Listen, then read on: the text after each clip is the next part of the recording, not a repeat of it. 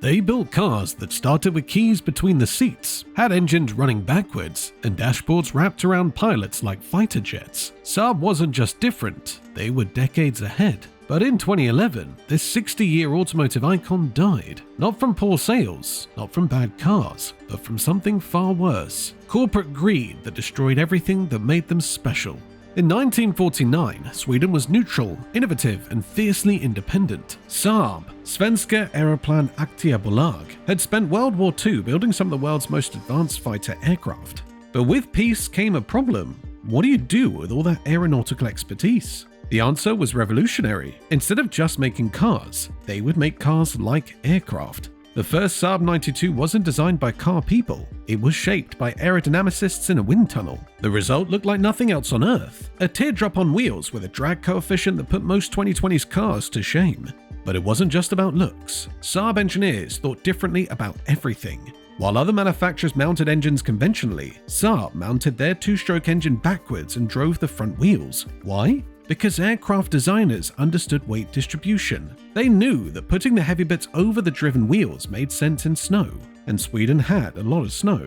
The interior was pure cockpit thinking. Instead of scattered gauges, everything was angled towards the driver like a fighter pilot's instrument panel. The ignition was positioned between the seats, borrowed directly from aircraft design where the master switch needed to be accessible to both pilot and co-pilot. These weren't quirks, they were solutions. If you're enjoying this deep dive into automotive history, hit that subscribe button and ring the notification bell. We're uncovering the untold stories behind car brands that changed the world and the corporate decisions that destroyed them. By the 1970s, Saab had become the thinking person's car company. While German manufacturers pursued displacement and American manufacturers chased horsepower, Saab had a different obsession: extracting maximum power from minimum displacement while maintaining reliability. Enter the 99 Turbo in 1978, the world's first mass-production turbocharged car. This wasn't just innovation for innovation's sake. Saab understood that the 1970s oil crisis had changed everything. Customers wanted power, but they also wanted efficiency. Turbocharging was the answer. The technology came from Saab's aircraft heritage. They'd been turbocharging aircraft engines for decades, understanding boost pressure, heat management, and reliability in ways that traditional car manufacturers simply didn't. When the 99 Turbo launched, it produced sports car performance from a 2-liter engine while returning respectable fuel economy. More importantly, it felt different. Saab turbos had a unique character: smooth power delivery, minimal lag, and that distinctive whoosh that became the brand's signature sound. By 1982, the 900 Turbo had evolved this formula into perfection. According to automotive journalist Brock Yates, writing for Car and Driver in 1983, the 900 Turbo was the most sophisticated production car in the world. The 900 wasn't just sophisticated, it was practical in ways that luxury cars weren't. The hatchback design maximized interior space. The wraparound dashboard provided crash protection decades before crumple zones became standard. The heating system, borrowed from aircraft design, could warm the cabin in Arctic conditions within minutes. But perhaps most importantly, Saab had created something no other manufacturer possessed: absolute customer loyalty. Saab owners didn't just buy cars, they joined a community. They understood that driving a Saab meant accepting quirks in exchange for character, innovation, and safety. In 1989, everything changed. General Motors purchased 50% of Saab Automotive, promising to maintain the brand's independence while providing global reach and economies of scale. GM executives assured Saab enthusiasts that nothing would change. They lied. The problem started immediately. GM's first decision was to force Saab to share platforms with other GM brands. The 9000, which had been developed independently with Fiat and Lancia, was suddenly expected to accommodate GM powertrains and components. The result was a car that looked like a Saab but felt like a committee compromise. Even worse, GM fundamentally misunderstood what made Saab special. To Detroit executives, Saab was just another premium brand that needed to be made more accessible to American tastes. They couldn't comprehend that Saab's quirks weren't design flaws, they were design features that justified the premium price. The 900's replacement, the 93, exemplified this misunderstanding. Built on GM's Vectra platform, it retained Saab's styling cues but lost the brand's essential character. The ignition moved from between the seats to a conventional steering column location. The unique Saab feel disappeared behind generic GM switchgear. According to a 1998 analysis by European automotive consultant firm LMC Automotive, The 9.3 retained just 23% of parts commonality with traditional Saab components. Sales initially held up because existing Saab customers remained loyal, but conquest sales, attracting new customers to the brand, collapsed. Why would someone pay Saab prices for what was essentially a rebadged Opel? By 2003, GM had taken full control of Saab, and the platform sharing became systematic. The 9.3 sat on the Epsilon platform, shared with the Chevrolet Malibu, Pontiac G6, and Saturn Aura. The larger 9.5 used the same architecture as the Cadillac CTS and SRX. This wasn't cost-cutting, it was cultural destruction. Saab engineers, who had spent decades perfecting front-wheel drive dynamics and turbocharger integration, were forced to work within platforms designed for American tastes and manufacturing tolerances. The results were predictable. Road and Track's 2005 comparison test ranked the 9.3 dead last among premium compacts, calling it a parts bin special that has lost everything that once made Saab distinctive. Motor Trend was even harsher, describing the 2006 9.5 as proof that badge engineering can destroy even the most characterful brands. But the damage went deeper than magazine reviews. Saab's dealer network, built around selling sophisticated cars to discerning customers, suddenly found themselves trying to explain why a Saab cost more than mechanically identical GM products. Customer satisfaction plummeted. According to J.D. Power's 2007 Vehicle Dependability Study, Saab ranked 23rd out of 37 brands, below Buick, Pontiac, and even Chrysler. While Saab struggled with platform compromises, the automotive world was rapidly changing. BMW introduced run-flat tires, adaptive suspension, and advanced driver assistance systems. Mercedes-Benz pioneered attention assist and active safety technologies. Audi perfected all-wheel drive integration with turbocharged engines. Saab, once the innovation leader, watched from the sidelines. GM's engineering budget allocated to Saab was a fraction of what BMW spent on just the 3 Series development. Instead of breakthrough technologies, Saab received hand-me-down GM systems that were often years behind the competition. The 2008 9.3X perfectly illustrated this stagnation. Positioned as Saab's answer to the growing crossover market, it was simply a raised 9.3 wagon with plastic cladding. No advanced all-wheel drive system, no sophisticated suspension, no unique powertrains. Automotive and Sports 2009 review called it an embarrassing attempt to chase trends without understanding them. Meanwhile, Saab's traditional strengths were being eroded. The turbo technology that had once set them apart became commonplace. Every manufacturer offered turbocharged engines, often with better performance and efficiency than Saab's aging units. Safety, once a Saab hallmark, became an industry standard where brands like Volvo and Mercedes led development. The 2008 financial crisis exposed just how precarious Saab's position had become. As GM faced bankruptcy, Saab became an obvious candidate for disposal.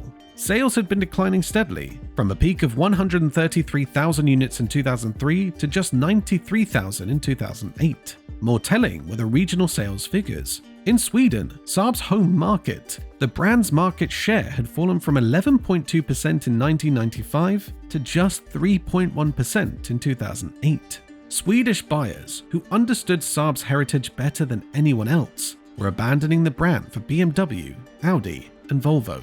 The reasons were clear to industry analysts. According to a 2009 report by automotive research firm Jato Dynamics, Saab had become a brand without purpose in a crowded premium segment. They were too expensive to compete with mainstream brands but lacked the prestige, technology, or dealer experience to justify premium pricing. In 2010, Dutch sports car manufacturer Spyker Cars purchased Saab from GM for €74 million, a fraction of what GM had invested in the brand over 2 decades. CEO Victor Muller promised to restore Saab's innovative spirit and return the brand to profitability. Muller's plans were ambitious: new platforms, electric powertrains, and a return to Saab's aircraft-inspired design language. The 9.5 that launched in 2010 showed glimpses of this vision. It looked unmistakably like a Saab and featured some genuinely innovative interior design. But Spyker lacked the resources for such transformation. The company had annual revenues of approximately €30 million, less than what BMW spent on marketing the 3 Series in Germany alone. Development budgets were virtually non-existent. The 9.4X SUV, Saab's entry into the crucial crossover market, was simply a rebadged Cadillac SRX. Exactly the kind of badge engineering that had damaged the brand under GM. By 2011, Saab's situation had become desperate. Production stopped in April due to supplier payment issues. The company entered reconstruction, Sweden's equivalent of bankruptcy protection. Various rescue attempts emerged, including potential partnerships with Chinese manufacturers and Russian investors, but none materialized. The numbers told the story of complete collapse. Saab delivered just 31,696 cars in 2011, down from 93,000 3 years earlier. Cash flow had turned negative, warranty claims were mounting, and dealer confidence had evaporated. According to automotive industry publication Automotive News Europe, Saab's residual values had fallen to just 31% after 3 years, worse than any other premium brand. On December 19, 2011, Saab Automobile filed for bankruptcy. A brand that had pioneered turbocharging, advanced safety systems, and aerodynamic design was dead.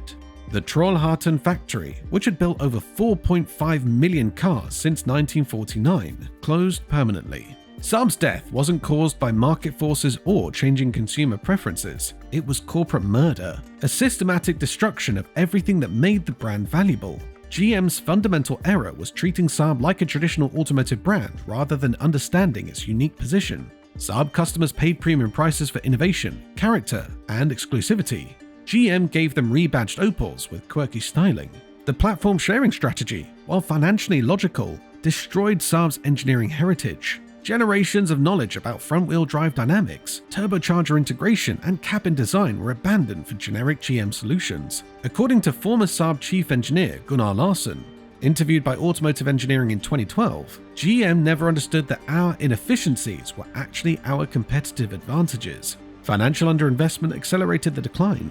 While BMW spent 2.8 billion euros developing the F33 series, Saab's entire annual R&D budget under GM never exceeded 200 million euros. Innovation requires investment, and GM simply wasn't willing to fund Saab's development needs. Saab's collapse offers crucial insights into automotive brand management.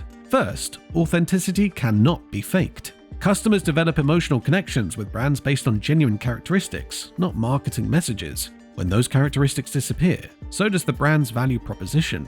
Second, platform sharing requires careful execution. While economies of scale are important, they cannot come at the expense of brand differentiation.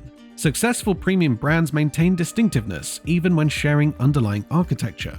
Third, innovation requires consistent investment. Brands built on technological leadership cannot survive on legacy reputation alone. They must continuously push boundaries or risk becoming irrelevant. Perhaps most tragically, Saab's collapse came just as the automotive industry entered an era where their core competencies could have flourished.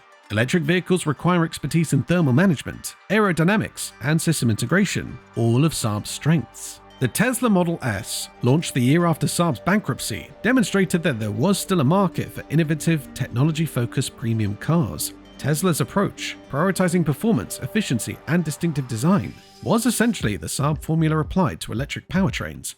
Safety technology, another Saab heritage area, became a crucial competitive differentiator. Brands like Volvo built entire marketing strategies around advanced safety systems. Saab, which had pioneered many safety innovations, could have capitalized on this trend with the proper investment. Today, Saab exists only in automotive limbo.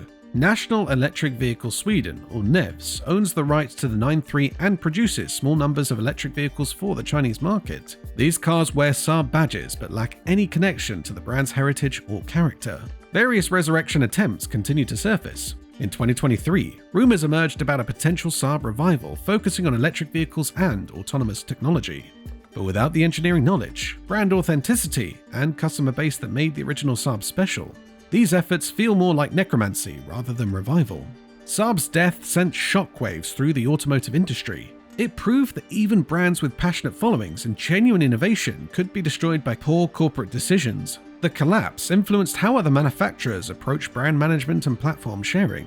Volvo, observing Saab's fate, successfully negotiated independence from Ford while maintaining access to shared technologies. When Geely acquired Volvo in 2010, they explicitly committed to preserving the brand's Swedish identity and engineering autonomy. Lessons learned from Saab's destruction. For enthusiasts, Saab's legacy lives on in the used car market. Well-maintained 900s and early 9000s command strong prices, while the final 9.5 is increasingly recognized as an underappreciated gem. Specialist mechanics maintain knowledge of Saab's unique systems, keeping the remaining fleet running. But this enthusiast following only emphasizes what was lost. Saab didn't fail because customers stopped wanting innovative, characterful cars. They failed because corporate owners systematically removed everything that made them innovative and characterful. Saab's story is ultimately one of squandered potential. A brand that pioneered technologies now standard across the industry was killed not by competition or market forces, but by corporate neglect and misunderstanding. GM's treatment of Saab stands as a masterclass in how not to manage an acquired brand. Instead of leveraging Saab's strength to differentiate their portfolio, they buried those strengths under layers of corporate conformity. The tragedy here isn't just that Saab died, it's that it died unnecessarily. With proper investment, respect for their heritage, and understanding of their market position, Saab could have thrived in today's automotive landscape. Instead, they became a cautionary tale about the destruction of automotive character in pursuit of short-term financial gains. Today, as the industry grapples with electrification, autonomous driving, and changing consumer preferences, Saab's approach of combining innovation with character seems more relevant than ever. Their death reminds us that in the rush towards efficiency and standardization, something essential can be lost. The soul that makes cars more than just transportation. The aircraft that gave Saab their name was retired decades ago, but they should have taken to the skies again in the form of cars that dared to be different. Instead, they remain grounded forever, a reminder of what happens when corporate greed overwhelms engineering passion.